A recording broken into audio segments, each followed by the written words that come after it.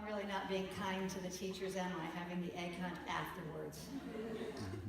Well, it could have been before and they could have been all sugared up. You know. In 1628, I'm pretty sure you did not suspect I was going there. In 1628, an English physician named William Harvey, you might remember this from your classroom textbooks. Oh, yeah. He published a book describing the circulation of the blood in complete detail. Harvey challenged the prevailing view that the blood was pumped through the liver. He said it was the heart that performed this function. And for his pains, he was mocked and ridiculed and not believed. They thought it was nonsense. He died with people still thinking it was nonsense. A recluse rejected by the scientific community. In 1847, Dr. Ignaz Semmelweis noticed a very disturbing trend in the maternity clinic he worked at. Mothers were dying at an alarming rate of something called childbed fever. He was finally able to figure out that it was caused by the doctors themselves not washing their hands. Once he initiated new cleanliness techniques, the death rate dropped significantly, but the other doctors were offended, infuriated, and he was not believed. He lost his job, his sanity, and finally his life, dying of sepsis, which is probably the very thing that he managed to get rid of in the clinic. 20 years later, Louis Pasteur's germ theory changed the world's understanding of how we transfer disease. And now we all wash our hands. But this man who was right was not believed. It is beyond frustrating to know the truth and not be believed. And women throughout the centuries have been in this position a lot. At its darkest, they've been raped and abused and not believed. They've been oppressed and discriminated against and not believed. They've reported crimes. They've reported events of great significance. It doesn't seem to matter. They were not believed because they were women. And despite the fact that Jesus' female disciples were treated with great respect by him, when it came time to report the resurrection, they were not believed. The male disciples thought that their words were leros, nonsense, silly, empty, idle talk. And the witness of the women was largely disregarded except by Peter. And we are also told in John's Gospel by John. Those two went, wait a minute, we kind of know these women. They're not really given to being flighty. We better check this out. They ran to the tomb and found it empty. Jesus was far more radical than we realize. He took on women disciples. No rabbi did that. A woman's testimony didn't even count in Jewish court. Women were assumed to be inherently inferior creatures. Even a century ago, people believed this. They were gullible, foolish, and weak. But Jesus treated women with respect. He treated slaves with respect. He treated children with respect. Jesus accepted all those that society deemed less than and inferior as full and equal and valuable human beings. He has always been a voice for the voiceless, an advocate for those for whom the world has no time. The majority of portrayals that you have ever seen of the crucifixion clothed Jesus in a loincloth. Michelangelo was one of the few to do it accurately. When Jesus was crucified, he was crucified naked. Because those who were crucified were always stripped. It was part of the torture. In a culture that was particularly horrified by nudity, they were exposed for all to see, publicly humiliated, unable to cover themselves. The Nazis knew the dehumanizing power of stripping a person naked. When they lined up the Jews, men, women, and children, they forced them to strip before they shot and killed them.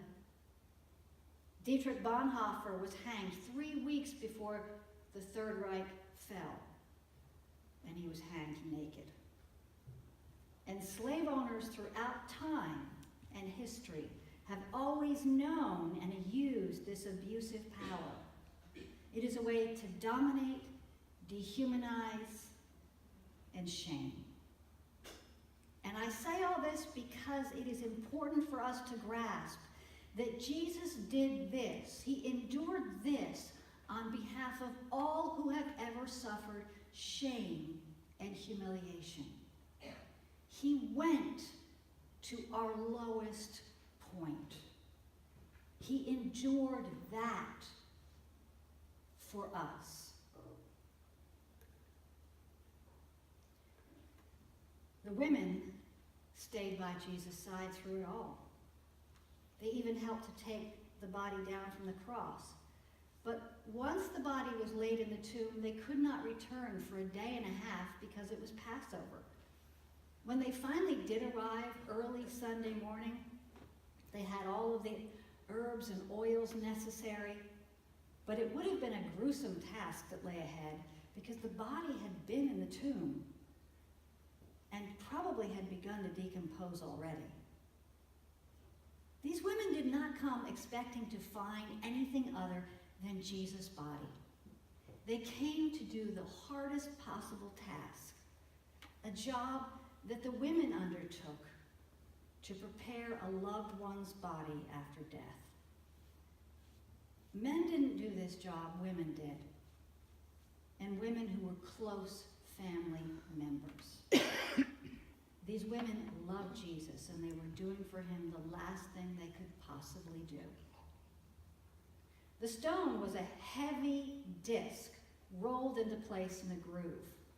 And I am willing to bet that this group of women were all ready to really put their back in it and shift it. That nothing was going to stop them that day from doing what they came to do. But when they arrived, the stone was already rolled away. Jesus was gone, and two men in clothes that gleamed like lightning stood before them. This could only mean that the men were angels and the women were terrified. They threw themselves on the ground, but the men, the angels, said to them, "Why do you look for the living among the dead? He is not here. He is risen. Remember how he told you while he was still with you in Galilee? The Son of Man must be delivered over to the hands of sinners and be crucified, and on the third day be raised again." Then the women remembered Jesus' words, words that had made no sense to them when he first spoke them. So what did they do? They returned in haste to where the 11 had gathered with others. They went there. They told them everything that had happened. And they were not believed because it seemed so impossible. Timing is everything. The events began with a tragic reality. Jesus is dead. Everybody knows what death looks like. The women were there. They carried the body with other disciples off the cross. They laid it in the tomb.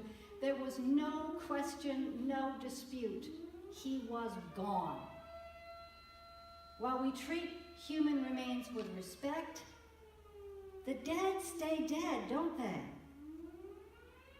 Until this time. This time the tomb was empty, and the women were asked, "Why do you look for the living among the dead?" They had brought everything they needed to prepare the body, but there was no body. They were told that Jesus had risen, but they had still not seen him. We too are told that Jesus has risen, but we have not seen him. Because we have not seen him, we as Christians can't prove that the resurrection happened. And we're often ignored just as these women were ignored. It sounds like leros, foolish nonsense. But the unique nature of this claim makes it stand out. There were several who claimed to be the Messiah in the history of Israel, not just Jesus. In fact, one of them brought total disaster upon Israel. But for all of these others who claimed to be the Messiah, all of these others who were killed, what happened afterwards is the disciples that followed them were totally disillusioned and broken. They didn't turn around and say good things. They said he was a liar. It was fake. It was not real. They were disgusted, and they left. All of these other claims involve people repudiating the memory of the one they once followed. But not in the case of Jesus. He was the only one who was worshipped as God and affirmed as having risen from the dead. Now I know that you will hear, because of course it's out there in the internet everywhere, oh, well, this idea that Jesus was raised from the dead, that was later on. That was, hundreds of years later.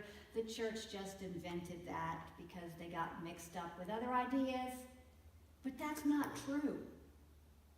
Reports of the resurrection and the statement, Jesus is Lord, which means he is divine, that is very, very early. We can trace that to the earliest written documents we have, 15 years after Christ, and we know that if they were written down, they were oral before that. This was from the beginning. Jesus' disciples proclaimed the resurrection from the beginning. It's also a fact that if anybody were to create a fake narrative at the time, no one in the world would have picked women as witnesses.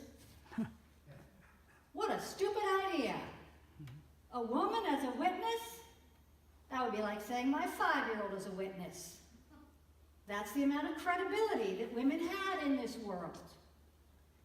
If you're going to create a story, that was not the way to do it.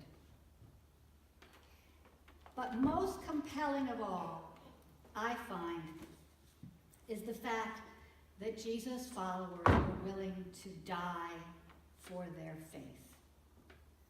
Who among us today, raise your hands, would be willing to die for a lie? Any takers? No one is willing to die for a lie. We are only willing to die for something that is so true that we can't help but proclaim it. Peter, Paul, James, Matthew, all of these early disciples, they were willing to die. And many of them did die for their faith, faithful to the end. These men, many of the disciples, they were simple fishermen. And if Jesus had remained dead, absolutely, that would have been the end of it. Instead, the beginning. Today, we gather to proclaim a message that sounds like nonsense in our world. We all know that people don't come back from the dead. They certainly don't come back with a new type of body that doesn't have the normal limitations of human flesh. All of our science and all of the wisdom of our world says that the resurrection is nonsense. But Jesus challenges us to recognize the limitations of our knowledge and our wisdom, and to see beyond. In every generation, people have proclaimed the truth and not been believed. We are in good company when today we proclaim that Jesus is risen and Jesus is Lord. Amen. Amen.